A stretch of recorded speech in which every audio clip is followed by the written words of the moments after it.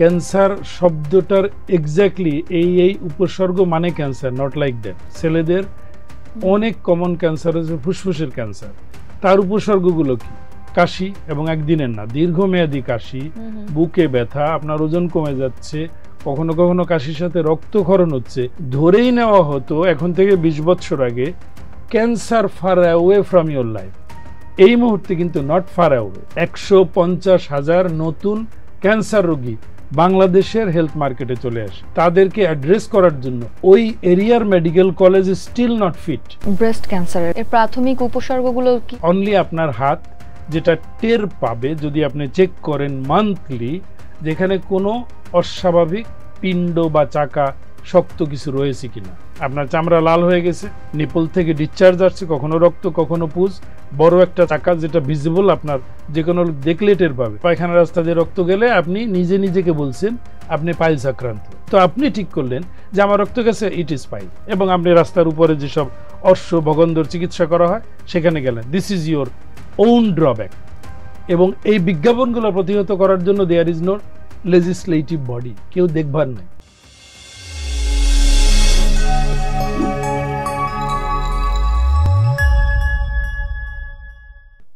দর্শক সবাইকে স্বাগত জানাচ্ছি রানাটা পিএলসি প্রেজেন্টস টিভিএস ওয়েলনেসে। আপনাদের সঙ্গে আছি আমি রুবাইয়া আয়েশা। প্রতি পর্বের মতো এ পর্বেও আমরা আলোচনা করব একটি বিশেষ বিষয় নিয়ে। আজ আমাদের আলোচনার বিষয় ক্যান্সার নির্ণয় ও ব্যবস্থাপনার চ্যালেঞ্জ। এই বিষয়ে আলোচনার জন্য আমাদের সাথে স্টুডিওতে উপস্থিত আছেন ক্যান্সার বিশেষজ্ঞ professor doctor Swapan Bandyopadhyay. Sir কেমন আছেন? খুব ভালো, থ্যাংক ইউ। বিজনেস স্ট্যান্ডার্ডকে ধন্যবাদ আমাকে আমন্ত্রণ জানাবার জন্য, এবং আমাদের জন্য একটা বিগ চ্যালেঞ্জ বাংলাদেশের হচ্ছে এখন ক্যান্সার, সেটা আলোচনার একটু সুযোগ দেওয়ার জন্য। স্যার প্রথমে আপনার কাছে আমি জানতে চাইবো ক্যান্সার কি আসলে? এটা আসলে ওয়াইডলি ডিসকাসড একটা শব্দ, কিন্তু ডেফিনেশনটা একটু জনগণের জন্য কষ্টদায়ক। আমরা যে জিনিসটাকে টিউমার বলি সাধারণ ভাষায়, সেই টিউমারটা যদি কোনো অ্যাবনর্মাল সেলের কালেকশন হয়ে থাকে, অ্যাবনর্মাল সেল মানে হচ্ছে বিকৃত সেল, সায়েন্টিফিক ভাষায় বলা হয় জেনেটিক্যালি চেঞ্জড সেল। আমরা জানি আমরা ট্রিলিয়ন সেল দ্বারা আমাদের বডি গঠিত। তার ভিতরে কতিপয় cell because of any reason or একটা চেঞ্জ ঘটেছে লাইফ টাইমে।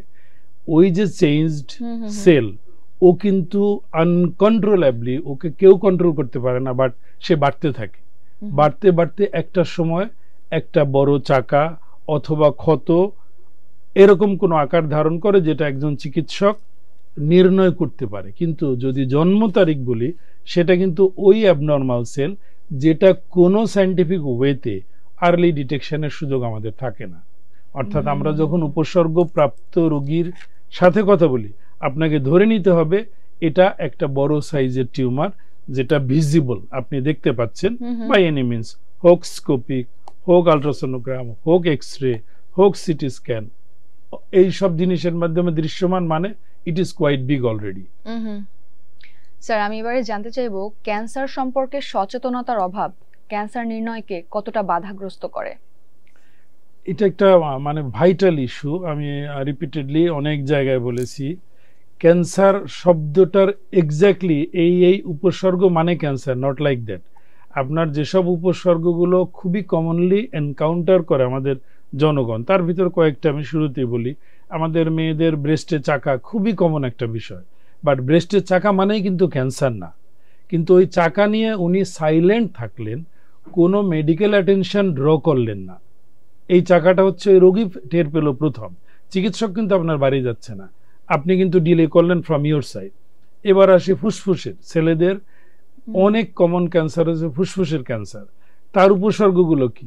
কাশি, এবং একদিনের না, দীর্ঘমেয়াদী কাশি, বুকে ব্যথা, আপনার ওজন কমে যাচ্ছে, কখনো কখনো কাশির সাথে রক্তক্ষরণ হচ্ছে, কিন্তু আপনি অথবা আপনার চিকিৎসক এটাকে সাধারণ কোনো রোগ হিসাবে আইডেন্টিফাই করার জন্য ব্যস্ত রয়েছেন। আপনার মাথায় ঢুকছে না এই উপসর্গগুলো may be relating to lung cancer. এই যে বিগিনিং এর অ্যাটেনশন ড্র করার from the side of patient, এই বিলম্ব, এবং চিকিৎসক শুরুতেই ধরে নিবে এটা that is no cancer is there. অন্যান্য চিকিৎসা যেটা উপজেলা পর্যায়ে, ইউনিয়ন পর্যায়ে, জেলা পর্যায়ে সামটাইমস ডিভিশনাল পর্যায়ে করাটা ইজি, বাট ওই যে ইজিনেস, 100 যদি কাশির রোগী দেখি 100টা, তার ভিতরে আপনি 10টা পাবেন ক্যান্সার রোগী, এবং ওই 10 জন কিন্তু আপনার হাত দিয়ে ডিলেইডে চলে গেল। এক হচ্ছে উপসর্গ নিয়ে আপনি বিলম্ব করলেন, চিকিৎসক আরো 2 মাস, ফাইনালি যখন আমাদের ক্ষেত্রে আমরা রোগীগুলোকে ডিল করি প্রায়শই we have to say sorry because you are so late. এই জায়গাটা হচ্ছে ক্যান্সার রোগ নির্ণয় প্রাথমিকভাবে রোগীকে অ্যালার্ট হতে হবে। সেকেন্ড হচ্ছে যিনি প্রাইমারি হেলথ কেয়ার গিভার, অর্থাৎ উপজেলা পর্যায়ে যেসব MBBS চিকিৎসক কাজ করেন ওনাদেরকে আরেকটু অ্যালার্ট হতে হবে, এবং সেই অ্যালার্ট হওয়ার একটু পদ্ধতিও বিজনেস স্ট্যান্ডার্ডের মাধ্যমে জানাই। আমাদেরই একমাত্র দেশ যেখানে MBBS কোর্স কারিকুলামে কোনো অঙ্কোলজিক্যাল ডিপার্টমেন্টাল এক্সপোজার হয় না। অঙ্কোলজিক্যাল মানে ক্যান্সার রিলেটেড সায়েন্স। কোনো মেডিকেল কলেজে সরকারি বেসরকারি নির্বিশেষে oncological department in full swing নেই। সো নাম্বার 1, আপনার course curriculum very limited. Course curriculum কে করে? BMDC, Bangladesh medical and dental council, তার মাথার উপর মিনিস্ট্রি অফ হেলথ। তো এই জায়গাটাকে কেউ কোনো কালে নক করে নাই, কারণ ধরেই নেওয়া হতো এখন থেকে 20 বছর আগে cancer far away from your life. এই মুহূর্তে কিন্তু নট ফার অ্যাওয়ে। একটা স্ট্যাটিস্টিক দিচ্ছি, অ্যাট লিস্ট 150,000 নতুন ক্যান্সার রোগী বাংলাদেশের হেলথ মার্কেটে চলে আসে। 1.5 লক্ষ রোগী। সেই 1.5 লক্ষ রোগী কোনো ইউনিয়ন থেকে আসতে পারে, উপজেলা থেকে আসতে পারে, জেলা থেকে আসতে পারে। তাদেরকে অ্যাড্রেস করার জন্য ওই এরিয়ার medical college still not fit, কারণ তার হাতে এই ডিপার্টমেন্ট নাই। তার যারা ছাত্র ছাত্রী MBBS ডিগ্রি হোল্ডার তাদের কাছে এই রোগ সম্পর্কে পর্যাপ্ত ধারণা দেওয়ার সুযোগ নাই, বিকজ ফ্যাকাল্টি নাই। এটা একটা মেজর ড্রব্যাক, এবং এই ড্রব্যাকটা কিন্তু এই মোমেন্টে 2025-এর শেষে এসে একটা পূর্ণাঙ্গ সেট আপ অফ অঙ্কোলজি নেই। এটা হিউজ ড্রব্যাক এবং আপনার বিরাট চ্যালেঞ্জ, যেটা আজকের টপিকের সাথে যায়। স্যার আমি এই টপিকে আসতাম, কিন্তু তার আগে আপনি বলছিলেন উপসর্গ নিয়ে। উপসর্গের অস্পষ্টতা কিন্তু আপনি যেভাবে বললেন যে রোগী এবং ডাক্তার দুজনেরই দেরির কারণে হচ্ছে এই রোগটা অনেক দূর পর্যন্ত এগিয়ে যায়। এই অস্পষ্টতাকে স্পষ্ট করার জন্য কি করা প্রয়োজন ডাক্তার এবং রোগীকে? প্রথমত হচ্ছে ওই যে বললাম কোর্স কারিকুলাম একমাত্র মেডিকেল সায়েন্স যেখানে প্রথম উপসর্গ নিয়ে পেশেন্ট চিকিৎসকের কাছে আসে। যে উপসর্গ আসবে সেটার সাথে অন্তত 2 বা তার অধিক রোগের সম্ভাবনা হতে পারে। সেই সম্ভাবনার তালিকায় none of the MBBS beginner physician ওই সম্ভাবনার তালিকায় অঙ্কোলজিকে রাখে না। আমি যদি চেস্টের কথা বলি, উনি ভাববেন যেটা নিউমোনিয়া, উনি ভাববেন এটা টিউবারকুলোসিস, উনি ভাববেন এটা ক্রনিক অবস্ট্রাকটিভ পালমোনারি ডিজিজ। কখনো লাং ক্যান্সার মাথায় আসবে না। এই যে মাথায় নিলেন না চেক লিস্টের ভিতরে, আপনি কিন্তু বিলম্বের দিকে ধাবিত করছেন আপনার পেশেন্টকে। এবার আসি এভরিডে সিমটম। এভরিডে সিমটম আপনার পেটে ব্যথা, ক্ষুধামান্দ, ওজন কমে যাচ্ছে, আপনি অ্যাবডোমিনাল ডিসকমফোর্ট বোধ করছেন, আপনি দোকানে যে রেডিলি সেকলো, ইসোনিক, স্পেন্টিড দোকান থেকে কিনে খাচ্ছেন, এবং ফর দ্য টাইম বিং আপনি একটু রিলিফড পাচ্ছেন, you are feeling much better. কিন্তু নেভার এভার কোনো চিকিৎসক প্রিলিমিনারি ওই যে উপসর্গগুলোর একটা বড় জায়গায় কিন্তু লিভার এবং স্টোমাক, যেগুলো বললাম, লিভার স্টোমাক জাজ করার জন্য একটা টুল হচ্ছে এন্ডোস্কোপি। কেউ প্রিলিমিনারি এই জাতীয় ইনভেস্টিগেশনকে প্রেসক্রাইব করে না, হিউজ ড্রব্যাক। কেউ বিগিনিংয়ে একটা আলট্রাসোনোগ্রাম করে যে একটা লিভার দেখা যায় অথবা স্টোন আছে কিনা পিত্তথলিতে, দিস থিংস সমস্ত জেলাতে কিন্তু অ্যাভেলেবল। কিন্তু কোশ্চেন হচ্ছে যিনি রোগী উনি বলার পরে ডাক্তার সাহেব তার চেক লিস্টে অঙ্কোলজিকে অনেক পিছিয়ে রাখে। যদি আমি এখন বলি স্টোমাক ক্যান্সার অ্যালার্মিংলি বেড়ে যাচ্ছে বাংলাদেশ, পাকস্থলীর ক্যান্সার, যেগুলোর উপসর্গ পেট ভরা ভরা লাগে, ক্ষুধামান্দ, আপনার একটু ওজন কমে যাচ্ছে, কিন্তু এন্ডোস্কোপি ইজ নট দেয়ার, কিন্তু অ্যাভেলেবল, চাইলে আপনি করতে পারেন। অর্থাৎ mindset from the preliminary health care professional, সেটা হতে পারে MBBS, সেটা হতে পারে গ্যাস্ট্রোএন্টারোলজিস্ট, সেটা হতে পারে মেডিসিন স্পেশালিস্ট, প্রত্যেক লেভেলে নকিংটা থাকতে হবে। আদার দেন পেপটিক আলসার, যেটা আমরা রোজ ফেস করি, অন্য কোনো ডিজিজ হতে পারে কিনা। So again and again it is mindset, depends upon the উপসর্গের উপরে ভিত্তি করে। স্যার বলছিলেন মডার্ন টেকনোলজি নিয়ে, তো লিমিটেশন অফ মডার্ন টেকনোলজি অথবা লিমিটেশন অফ মডার্ন ইকুইপমেন্ট কতটা গুরুত্বপূর্ণ? এই মুহূর্তে মডার্ন টেকনোলজির অভাব যে ওরকম তা না, কিন্তু আমি যদি আমার সাবজেক্টে আসি অঙ্কোলজি নিয়ে, আমি দুটো এক্সাম্পল দিচ্ছি। প্রথম হচ্ছে লাং ক্যান্সার, একটা big burden, breast cancer is a very big burden, মেয়েদের জন্য, এটা পুরুষদের জন্য। আপনার লাং ক্যান্সার ডিটেকশনের প্রথম টুল হচ্ছে CT scan, X ray, next CT scan. CT scan কিন্তু অলমোস্ট জেলা লেভেলে অ্যাভেলেবল, কিন্তু যেটা নেই জেলা লেভেলে, আপনার লাং তো একটা বড়, দুইটা পাশে দুইটা ফুসফুস, মধ্যে একটা উইন্ড পাইপ থাকে। এটা দেখার জন্য সিটি স্ক্যানের মাধ্যমে যে কোনো ক্যান্সার ডিটেকশনের প্রথম শর্ত হচ্ছে বায়োপসি করা। সেই বায়োপসি ইজ এ প্রসিডিওর, এই প্রসিডিওর এক্সপার্টিসটা উই ডোন্ট হ্যাভ, থাকলেও সীমাবদ্ধ পর্যায়ে। কে করছেন? সিটি স্ক্যানের মাধ্যমে যে বায়োপসি করে, ইউজুয়ালি এনাদেরকে বলা হয় ইন্টারভেনশনাল রেডিওলজিস্ট। এদের নাম্বার হাতে গোনা 10 জন না, 18 কোটি লোকের ভিতরে হয়তো জনা 10 লোক এই প্রসিডিওরটা করছে to detect lung cancer. CT scan রয়েছে কিন্তু ইন্টারভেনশনাল রেডিওলজিস্ট নেই। এরপরের ধাপে আসে, আপনি টিস্যু কালেক্ট করলেন ফ্রম লাং, এরপরে রিড করবে কে? এটা হিস্টোপ্যাথোলজিস্ট, এটা রিড করে বলে yes it is cancer of your lung. Histopathologist জেলা লেভেলে ইজ নট অ্যাভেলেবল, এটা হচ্ছে ম্যান পাওয়ার। এবং হিস্টোপ্যাথোলজির ল্যাবের যে ফ্যাসিলিটিস সেটা আপনার জেলা লেভেলে নাই। এগুলো কিন্তু ভেরি প্রিলিমিনারি, এটাকে আমি মডার্ন বলছি না, ভেরি প্রিলিমিনারি। আপনার কোশ্চেন যদি এরপরে জানলাম যে yes it is cancer, it is lung cancer, এখানে আরো 10টা কোশ্চেন পাশে আসবে। Cancer detection, what is next? কত দূর গড়িয়েছে এই ক্যান্সারটা, হোক স্টোমাকের, হোক লাংয়ের, হোক ব্রেস্টের, হোক কিডনির, সেইটার একটা বড় টুল রয়েছে, অন্তত last 10 years available in the city of Dhaka. পেরিফেরিতে এই মুহূর্তে নেই। এইটার নাম হচ্ছে পেট সিটি স্ক্যান। এটা কিন্তু দুইটা শব্দ, PET positron emission tomography and CT scan, যেটা আপনি সর্বত্র দেখতে পাবেন অ্যাটলিস্ট জেলা লেভেল। এই যে ফিউশন করে একটা রিডিং দেওয়া হয় এবং অফ হোল বডি। আপনার লাং ক্যান্সার অন্য কোথাও গড়িয়েছে কিনা, এটা কি ব্রেইনে গেল, এটা কি লিভারে গেল, এটা কি বোনে গেল, ইউ ক্যান জাজ it by a PET CT scan. এইটার অ্যাভেলেবিলিটি কিন্তু ডিস্ট্রিক্ট পর্যায়ে নেই, এটা ঢাকা অথবা নিয়ার টু ঢাকা এরকম জায়গায়। এটা একটা লিমিটেশন আমরা বলতে পারি। আর একটা লাঙের ক্ষেত্রেই বলবো, এই যে বললাম রোগ নির্ণয় স্টেজ জেনে গেলেন, এরপরে প্রত্যেকটা রোগীর ইন্ডিভিজুয়াল কিছু মলিকুলার পিকিউলিয়ারিটি থাকে। মলিকুলার পিকিউলিয়ারিটি, এই যে বিগিনিং এ বললাম what is cancer, change in cell, ওই সেলের যে জেনেটিক্যাল চেঞ্জ হচ্ছে সেগুলোকে টার্গেট করে কিছু চিকিৎসা দেওয়া হয়। এটা বর্তমান সময় প্রিসিশন মেডিসিন বলে খুব ওয়াইডলি ডিসকাসড, স্পেশালি ডাক্তারদের ভিতরে। অর্থাৎ আমারও লাং ক্যান্সার, আমার আরও একজনের লাং ক্যান্সার, দুজনের কিন্তু জেনেটিক্যাল অমিল থাকতে পারে এবং চিকিৎসায় ভ্যারিয়েশন থাকতে পারে। ওই যে molecular technology next to biopsy, এটা কিন্তু খুব রেডিলি অ্যাভেলেবল না, খুবই সীমিত পর্যায়ে রয়েছে।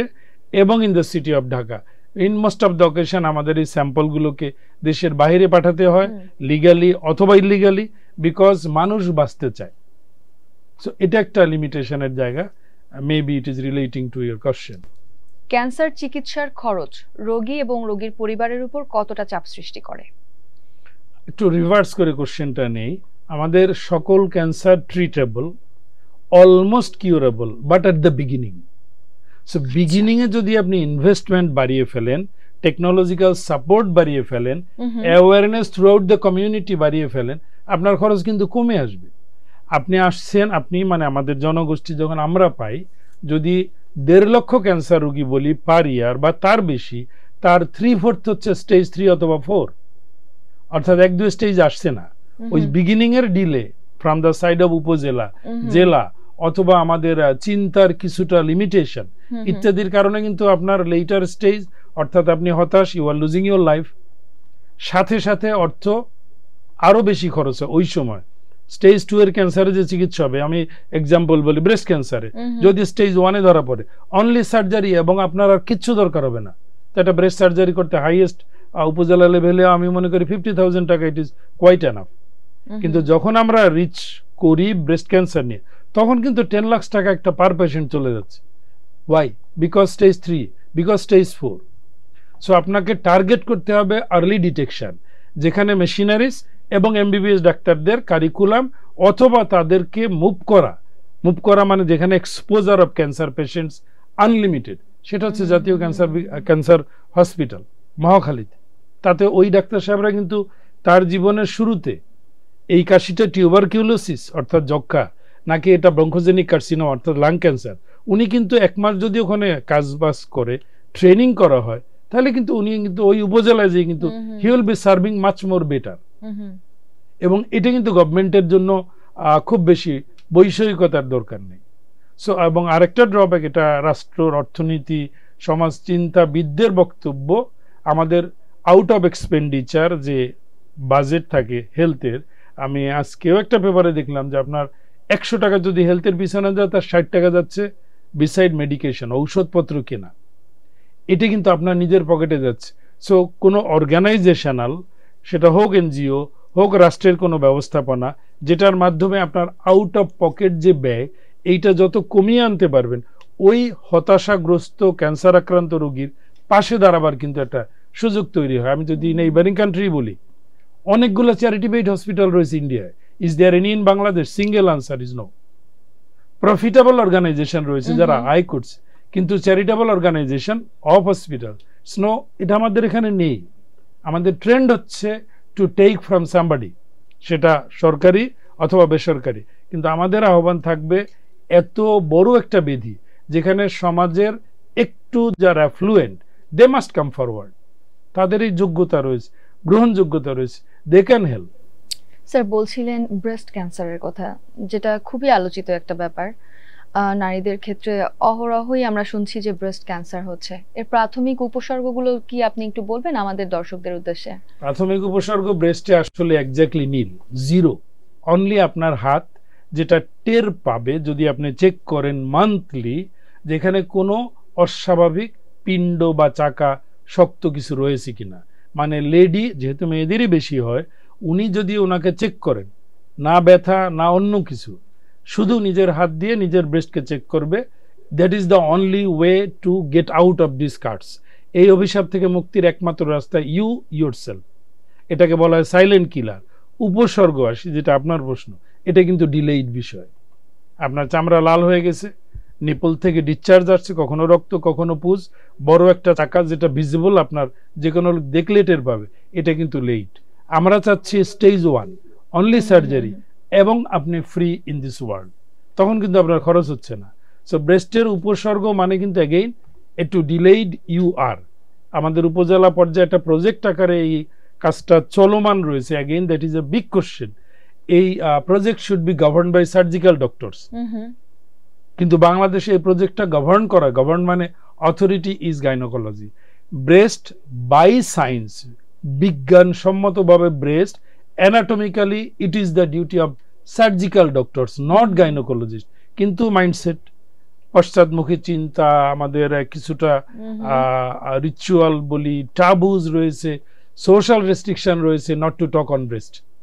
যেমন আমাদের কেউ মানসিকভাবে অসুস্থ হলে তাকে আমরা রেডিলি পাগল বলি। উনি যে হেল্পলেস, এবং ওনার মেডিকেল অ্যাটেনশন অথবা সাপোর্ট সার্ভিসের মাধ্যমে তাকে মেইন স্ট্রিমে আনা যায়। সেম আপনার ব্রেস্টে কিছু হলে আপনার কিডনিতে যা হতে পারে, ব্রেস্টে তাই হতে পারে, থাইরয়েডে তাই হতে পারে। সো থাইরয়েড নিয়ে কথা বলা যাবে, চুলদারি নিয়ে কথা বলা যাবে, বাট ব্রেস্ট নিয়ে কথা বলা যাবে না। So this is high time to change your thinking procedure. Thinking procedure change করলে ব্রেস্ট ক্যান্সার কিন্তু not only treatable, it is curable, এবং অল্প খরচে উপজেলা পর্যায়ে। স্যার আমি এবার একটু জানতে চাইবো যে বাংলাদেশে কোন কোন জায়গায় ব্রেস্ট ক্যান্সারের চিকিৎসা সুবিধা রয়েছে? আমরা এজ এ হোল, আমি সলিড ক্যান্সার নিয়ে কথা বলছি এতক্ষণ ধরেই। এর দুইটা মেজর ডিভিশন রয়েছে ম্যানেজমেন্টের, একটা সার্জিক্যাল, একটা নন সার্জিক্যাল। সার্জিক্যাল ডিভিশনের জন্য আমি সার্জনের দিকে আলোকপাত করলাম রিগার্ডিং ব্রেস্ট। স্টোমাক হলো সেটাও সার্জিক্যাল, যদি আমাদের কোনোভাবে নাক কান গলার হয় সেখানে ইএনটি সার্জন। কিন্তু আরেকটা পার্ট যেটা রয়েছে সেটাকে বলে কনজারভেটিভ পার্ট, নন সার্জিক্যাল, যেটা আমরা ডিল করি, আইদার রেডিয়েশন অথবা কেমোথেরাপি অথবা ইমিউনোথেরাপি অথবা টার্গেটেড থেরাপি, এগুলো মোটামুটি নন সার্জিক্যাল। কেন এটা এই মুহূর্তে ইম্পর্টেন্ট ইন 2025? কারণ হচ্ছে আপনি রোগ নির্ণয় করছেন স্টেজ 3 বা 4-এ, যখন question of surgery is no more valid. 1 এবং 2 তে সার্জিক্যাল কাউন্টার পার্ট হচ্ছে সবার আগে, কিন্তু আপনি যখন ডিটেকশন লেট তখন কিন্তু উনি কিন্তু আর সবার আগে থাকলেন না। কিন্তু আনফর্চুনেটলি অল ক্যান্সার পেশেন্ট কিন্তু বিগিনিংয়ে অঙ্কোলজিক্যাল এক্সপোজারের আগে সার্জিক্যাল এক্সপোজারের চান্স বেশি, ইএনটি হোক, গাইনি হোক, অর্থোপেডিক্স হোক, ওই জায়গায় কিন্তু আরেকটু কোশ্চেন থাকে। ওখানে একটা বিগ ইস্যু রয়ে গেছে, multidisciplinary tumour board. Basically medical science is an orchestration, এটা একটা music, fine music, that should be played nicely by a director. Director should be single, multiple hands. Yes, আপনাকে সার্জন লাগবে, যখন দরকার হবে সার্জিক্যাল কেস, গাইনোকোলজিস্ট লাগবে, orthopaedics লাগবে, histopathologist লাগবে, কখনো কখনো এক্স রে সিটি স্ক্যানে রিপোর্ট করে ওনাদেরকে রেডিওলজিস্ট বলা হয়, ওনাদেরকে লাগবে, রেডিয়েশন এক্সপার্টিস লাগবে, যেটা আমরা মেডিকেল অঙ্কোলজির একটা গ্রুপ অফ পিপল রয়েছে তাদেরকে লাগবে।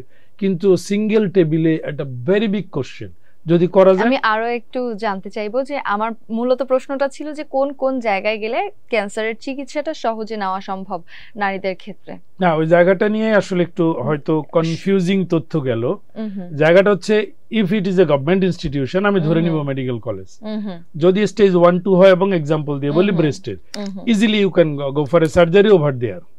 নেক্সট কোশ্চেন হচ্ছে বায়োপসি তো হচ্ছে, বায়োপসির পরে অনেকগুলো প্যারামিটার দেখে আমরা বলি যে unit chemotherapy, unit radiation, unit hormone, এই যে তথ্যগুলোর জন্য যে ডিপার্টমেন্ট, ওটা কিন্তু ওখানে ফুল সেট আপে নেই, মেডিকেল কলেজে নেই। সো জায়গার চাইতে ইম্পর্টেন্ট হচ্ছে এক্সপার্টিস অফ দ্যাট ভূগোল। আপনি যে ভূগোলে যাবেন সেখানে কি মাল্টিপল এক্সপার্টিস অ্যাভেলেবল কিনা, এই জন্য জায়গা, geography is not important, it is your functionality. আপনি ইউএসএ বসে জয়েন করতে পারেন, এটা কোনো বিষয় হবে না, বাট আপনার এক্সপার্টিস হবে সার্জিক্যাল ভেরি বিগিনিংয়ে উইথ অঙ্কোলজিক্যাল কাউন্টার পার্ট। দুটো লোক যদি একত্রে বসতে পারে তাইলে কিন্তু আপনার আউটকাম অফ ট্রিটমেন্ট এবং ব্যবস্থাপনাটা রেশনাল হবে, ওয়ার্ল্ড ওয়াইড অ্যাকসেপ্টেবল হবে। আমাদের এই ব্রেস্ট নিয়ে অনেক আলোচনা হয়, আপনাকে কয়েকটা বলি, অ্যাটলিস্ট 3 থেকে 4টা রোগী আমি কয়েকদিন আগে দেখেছি, it's they are from Barisal. ব্রেস্টে একটা চাকা, যেটা বললাম কোনো চিহ্ন না, একটা চাকা, and surgeon went for surgery, সে জানতো না এটা ক্যান্সার। 3টা রোগীর ক্ষেত্রে একই দেখলাম আমরা, লাম্পেক্টমি বলি, মানে একটা টিউমার ছিল, ফেলে দিয়েছে। He did is best job, কিন্তু ওনার মাথায় নকিং ছিল না যে ইট মাইট বি ক্যান্সার। অপারেশনের পরে যখন বায়োপসি দিয়ে দেখলাম যে এটা ব্রেস্ট ক্যান্সার, তখন কিন্তু আমাদেরকে এই যে পেট সিটি স্ক্যান, লিভারে গেল কিনা, হারে গেল কিনা, এবং এই যে 3 জনের কথা বললাম, একজনের সমস্ত স্পাইন মানে মেরুদণ্ড, লিভার এবং লাং, সব জায়গায় ক্যান্সার ছড়ানো, উনি রেডিলি এই অপারেশনটা গিয়েছেন। কিন্তু ওনার মাথায় যদি একবার নকিং থাকতো, এই লাম্পটা বা এই চাকাটা আগেই বায়োপসি করে আমি যদি জানতে পারি ইট ইজ ক্যান্সার, তাহলে কিন্তু উনি একজন কাউন্টার পার্ট লাইক অঙ্কোলজিস্টকে সাথে নিতেন। কিন্তু উনি এটা না করে জাস্ট গোয়িং ফর সার্জারি, এই জায়গাটা হ্যাসেনিং কাজ করে, এবং এটা সামাজিক সংকট। আমি ফ্র্যাঙ্কলি বলি, যদি কেউ দুঃখ পান, আমি দুঃখ মানে ক্ষমা চেয়েই বলছি, আপনি আর্নিংয়ের টার্গেটে থাকছেন, not to save a human life. প্রথম কাজ একজন চিকিৎসক, to save the human life.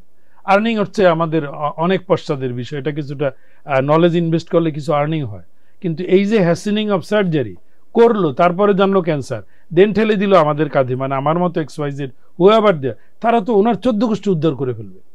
উনি এটা কিভাবে করলেন?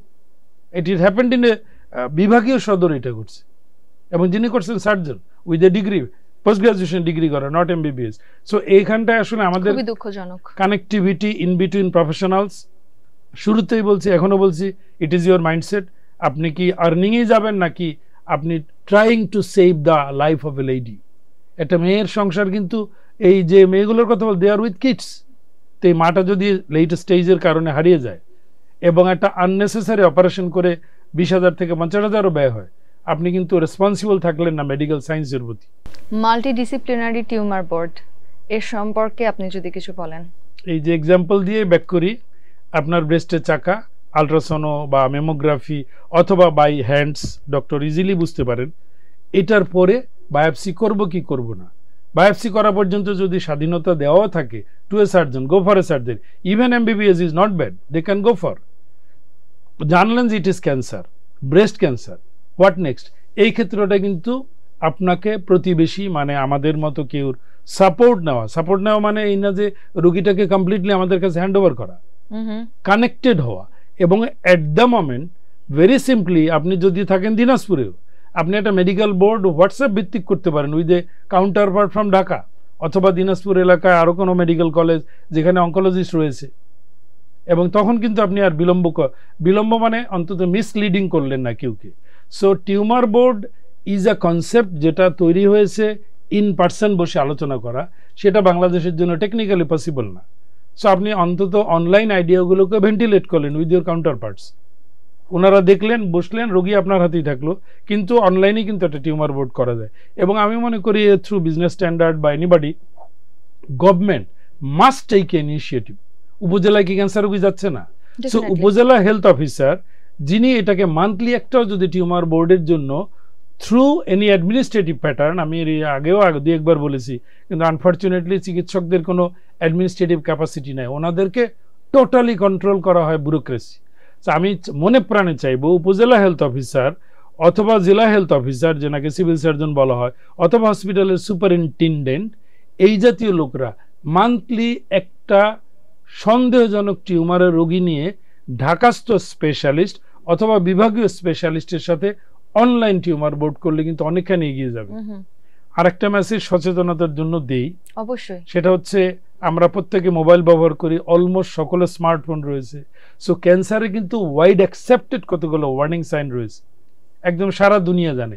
দীর্ঘমেয়াদী কাশি, আপনার গলা বসে গেল, কাশির সাথে রক্ত গেল, পায়খানার রাস্তা দিয়ে রক্ত গেল, মাসিকের রাস্তা দিয়ে রক্ত গেল, প্রস্রাবের সাথে রক্ত গেল, আপনার কোনো আঁচিলের সাডেন শেপের চেঞ্জ হয়েছে, আপনি কোনো চাকা অনুভব করলেন, body anywhere even other than breast, এগুলো কিন্তু always warning sign of cancer. এগুলোকে আর্লি নোটিফাই করতে গেলে উপজেলায় আমি অনেক বছর আগে বলেছি, there should be a billboard যেখানে একটা কিউআর স্ক্যানার থাকবে, পাবলিক হাঁটবে, কিউআর স্ক্যান করবে এবং দেখতে পাবে what are the signs of cancer. উনি কিন্তু ওই মুহূর্তে কিছু বিনা পয়সায় জ্ঞান অর্জন যদি নাও বলি, ওর মাথায় কিন্তু একটা নকিং যাবে। এটা readily you can do it, readily, এবং এর জন্য 5টা পয়সাও ব্যয় করতে হয় না। You need only your idea, এবং idea should be coming from the heads of specialist. যিনি এই কাজ করেন তাকে সামনে বসাতে হবে। আনফর্চুনেটলি আমাদের ক্যান্সার কন্ট্রোল বলে একটা ওই ভেইগ টার্ম বলি আমরা, জাতীয় ক্যান্সার কন্ট্রোল বলে একটা শব্দ আছে, again headed by whom you don't know. It should be headed by the director of cancer hospital, কারণ উনি এটা সম্পর্কে জানবে। It should not be headed by secretary of health, it should not be headed by minister of health. ওনারা input নিবেন, policy make করবেন, কিন্তু governing বডিটা কিন্তু থাকা উচিত within the heads and brains of the specialist.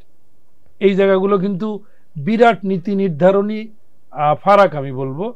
Policy making people never think about cancer because তারা কিন্তু রেডিলি দেশ ত্যাগ করে। Once they catching cancer they leave the country. কিন্তু আমার 180 মিলিয়ন পিপল তাকে নিয়ে ভাবতে গেলে policy making should be reverse first. Sir, আমি জানতে চাইবো ক্যান্সার নির্ণয় ও চিকিৎসায় বাংলাদেশে প্রযুক্তিগত কি কি উন্নতি সবচেয়ে বেশি জরুরি? আমার সাবজেক্ট নিয়ে বলি, আমি রেডিয়েশন এক্সপার্ট, একটা ডাটা দিচ্ছি। যদি প্রতি 100 ক্যান্সার আক্রান্ত রোগীর জন্য 100 রোগীর রেডিয়েশন দরকার হয়, আউট অফ 100 আমি বলবো অ্যাটলিস্ট 70 থেকে 80 জনের রেডিয়েশন দরকার, out of 100 solid cancer patient, সেই রেডিয়েশনের মাত্র 10%, অনলি 10% রোগী রেডিয়েশনের সুযোগ পায়, এবং যারা পায় উইথ হিউজ ডিলে, বিকজ আপনার সব মিলে ফাংশনিং 20 মেশিনস বলতে পারেন, mostly in private setting. Budget per radiation কমপক্ষে 1 লক্ষ টাকা। সো আপনার এক নম্বর হচ্ছে বাজেট, এটা আপনার ঘাটতি from the side of patient আর সোসাইটি, আর মেশিনারিসের তীব্র অভাব। রেডিয়েশন কিন্তু এনি সলিড ক্যান্সার চিকিৎসা আগেই বললাম 70 থেকে 80 জনের দরকার, যেখানে মাত্র 10 জন পায়। আপনি ইউরোপে যাবেন, দেখবেন তাদের সাথে কম্পেয়ার করলে আমাদের রোগী কম বাঁচতেছে, বিকজ আমরা কিন্তু ওই সময়টা কি করব, অন্য কোনো ওয়েতে রোগীটাকে সেভ করা যায় কিনা, আমরা একটা অল্টারনেট ওয়ে নেই। অনেক সময় সেটা নন সাইন্টিফিকও হয়ে যায়, because it is your custom, it is your limitation. So number 1 lacking হচ্ছে রেডিয়েশন। এবং আমি মনে করি সব জেলা সদরে, গভর্নমেন্ট হোক বেসরকারি হোক, এই হেডেকটা আমরা নিতে পারি না বিইং স্পেশালিস্ট। গভর্নমেন্ট হোক নন গভর্নমেন্ট হোক, অ্যাটলিস্ট রেডিয়েশন সম্পন্ন একটি ক্যান্সার ফ্যাসিলিটি ডিস্ট্রিক্ট ওয়াইজ তৈরি করা খুব খুব জরুরি। স্যার, আমি এবার একটু জানতে চাইবো, ক্যান্সারের জন্য আমাদের সমাজে প্রচলিত যেসব কুসংস্কার আছে, এইগুলো ক্যান্সার প্রতিহত করতে কতটা বাধাগ্রস্ত করছে? কুসংস্কার 1 2 3 করে বলি। নাম্বার 1, আপনার পায়খানা রাস্তা দিয়ে রক্ত গেলে আপনি নিজেকে বলছেন আপনি পাইলস আক্রান্ত, মানে বিইং পেশেন্ট। এটা কি রেকটাল ক্যান্সার কি না, রেকটাল মানে কি বলে মলাশয়ের, এটা সিগময়েড কোলন, মানে তার একটু উপরে কোলন ক্যান্সার কিন্তু খুব কমন, নিচের অংশটাকে রেকটাম সিগময়েড বলা হয়, ওখানে কিন্তু রক্ত যায়, পাইলসেও রক্ত যায়, কিন্তু আপনি ঠিক করলেন যে আমার রক্ত গেছে, ইট ইজ পাইলস, এবং আপনি রাস্তার উপরে যেসব অশ্ব ভগন্দর চিকিৎসা করা হয় সেখানে গেলেন। This is your own drawback, এবং এই বিজ্ঞাপনগুলো প্রতিহত করার জন্য there is no legislative body, কেউ দেখবার নাই। এবার আসি, আপনার কাশি হয়েছে, আপনি প্রথমে ওষুধের দোকানে যাচ্ছেন, 2 সপ্তাহ হয়ে গেছে ওষুধ খাচ্ছেন অ্যান্টিবায়োটিক, এটা বাংলাদেশের মতো এরকম ফ্রি মেডিকেশন অ্যাভেলেবল অন্য কোথাও হয় না। আপনি দোকানে যেটা অ্যান্টিবায়োটিক খাচ্ছেন 2 থেকে 3 দিন, আরো কিছু ঔষধ আছে, ফার্মাসিস্ট যিনি হাইয়েস্ট এসএসসি অথবা এইচএসসি, উনি আপনাকে একটা ওষুধ ধরিয়ে দিচ্ছেন, আপনি এটা খাচ্ছেন। কোয়ালিটি অফ ওই মেডিকেশনের তো আরো একটা বিগ কোশ্চেন, এটা আপনার দিক থেকে সমস্যা। আপনাকে যদি কখনো বলা হয় যে আপনার পেটের প্রবলেমটা তো গেল না, আমি আপনাকে একটা এন্ডোস্কোপি অথবা কলোনোস্কোপি করতে বলছি, আপনি ওই ডাক্তার চেঞ্জ করে পরের ডাক্তারের কাছে যাবেন, কারণ ইউ ডোন্ট ফিল গুড। যখনই আপনাকে কোনো ল্যাব অথবা ইনস্ট্রুমেন্টাল পরীক্ষা করতে বলা হয়, আপনার 1 নম্বর কোশ্চেন অর্থ, দ্বিতীয়ত হচ্ছে একটা মাইন্ডসেট। এটা ভেরি সরি টু সে, অনেক চিকিৎসক অবশ্যই অনৈতিক প্র্যাকটিসে নাই, আমি তা বলবো না, কিন্তু rationality two reach a diagnosis, আপনাকে কিন্তু অনেকগুলো পরীক্ষার ভিতর থেকে যেতে হয়। আমাদের রোগীদের ড্রব্যাক, আগেতেই একটা ঔষধ চাই, they want medication not diagnosis. To reach a diagnosis হচ্ছে বিজ্ঞানের কাজ, আর মেডিকেশন প্রোভাইড করা হচ্ছে লাইক আপনি আপেল, পটল, মাছ, তরকারি সব কিনতে পারেন, ইটস সামথিং লাইক দ্যাট। এটা কিন্তু একটা বিরাট গ্যাপ ইন বিটুইন পপুলেশন, তাদের মাইন্ডসেট বিনা খরচে অথবা কম খরচে একটা ওষুধ আনা।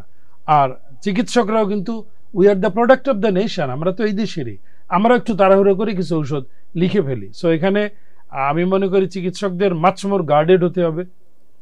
আর এদিক থেকে হ্যাসেনিং টু হ্যাভ এ মেডিকেশন, যে তাড়াহুড়ো করে আমাকে একটা ওষুধও দিল না, এতগুলো টাকা খরচ করলাম, অথবা 1 ঘন্টা লাইনে দাঁড়ালাম বা সরকারি মেডিকেল কলেজের বা হাসপাতালের আউটডোরে, আমাকে তো রোগ নির্ণয়ের জন্য আরো 1 দিন সময় চেয়েছে। সো এখানে দ্বিপাক্ষিক কিন্তু একটা অ্যাওয়ারনেসের বিষয় থাকবে। স্যার, আমরা অনুষ্ঠানের প্রায় শেষের দিকে, আমি আপনার কাছে একটি লাস্ট কোয়েশ্চেন করতে চাই। সরকারি ও বেসরকারি কোন কোন উদ্যোগগুলো এই সমস্যাগুলো সমাধান করতে বা কমাতে সাহায্য করতে পারে? সরকারি উদ্যোগ আগেই বলেছি, national cancer control should be headed by specialist with oncology. আমি আমাদের একটা সরকারের স্বাস্থ্য অধিদপ্তর থাকে, সেখানে একটা নন কমিউনিকেবল জায়গা রয়েছে, অর্থাৎ ক্যান্সারের মতো, ডায়াবেটিসের মতো, কার্ডিওলজির মতো 3টা কারণে কিন্তু মানুষ মারা যাচ্ছে বেশি। একটা হচ্ছে diabetes complication, cardiology heart, and oncology. যে এই 3টার, এই 2টো আপনি প্রায় জেলা সদরে সবকিছু নিয়ে আলোচনা করার মতো স্পেশালিস্ট এবং প্রতিষ্ঠান পাবেন। অঙ্কোলজি নিয়ে আনসার ইজ নো। সো 3টা উইং এর একটা একেবারেই ব্লাইন্ড, টোটালি ব্লাইন্ড, এবং এই 3টা উইং, যেটাকে নন কমিউনিকেবল উইং অফ স্বাস্থ্য অধিদপ্তর বলা হয়, headed by this 2, either medicine specialist অথবা অন্য কেউ, non oncologist. So oncologist must have a chair, কারণ যিনি যে প্রবলেমটা ফেস করেন উনি ওইটার কিন্তু সলিউশনটা বেটার দিতে পারবেন। এটা কোনো চেয়ার দখল না, পলিটিক্যাল ফিল্ডও না, এটা হিউম্যান হেলথ হচ্ছে মোস্ট ইম্পর্ট্যান্ট। এটা অ্যাড্রেস করতে গেলে রাইট পারসনকে রাইট চেয়ারে এবং উইথ ডিউ অটোনমি। আমি আবারও বলছি, আমাদের ব্যুরোক্রেসি অটোনমি ওরিয়েন্টেড না, চিকিৎসকদের হাতে কোনোভাবেই কোনো ক্ষমতায়ন, বাজেট অ্যালোকেশনের সুযোগ বাংলাদেশের কনটেক্সটে নাই। সো আমার বক্তব্য যে autonomy within the hands of specialist, যারা ক্যান্সার নিয়ে ডিল করে সেরকম লোক দ্বারা করতে হবে। এটা একটা বড় জায়গা, from my side that is a message. অসংখ্য ধন্যবাদ স্যার আমাদেরকে স্টুডিওতে সময় দেওয়ার জন্য। থ্যাংক ইউ, ভালো থাকবেন। বিজনেস স্ট্যান্ডার্ডের যারা বসবেন লিংকে, কোনো কোশ্চেন থাকলে হয়তো সামহাও আমাদেরকে পেয়ে যাবেন। আমরা চেষ্টা করি আসলে to raise voice, to make you aware, কারণ finally it is your health, যা invaluable for any individual. Thank you. দর্শক, নিজের জায়গা থেকে সচেতন হন, আপনার আশেপাশের মানুষকে সচেতন করুন। এই ছিল রানাটা পিএলসি প্রেজেন্টস টিভিএস ওয়েলনেসে আমাদের আজকের আয়োজন। দেখা হবে পরবর্তী পর্বে। সেই পর্যন্ত সবাই ভালো থাকুন, সুস্থ থাকুন। আল্লাহ হাফেজ।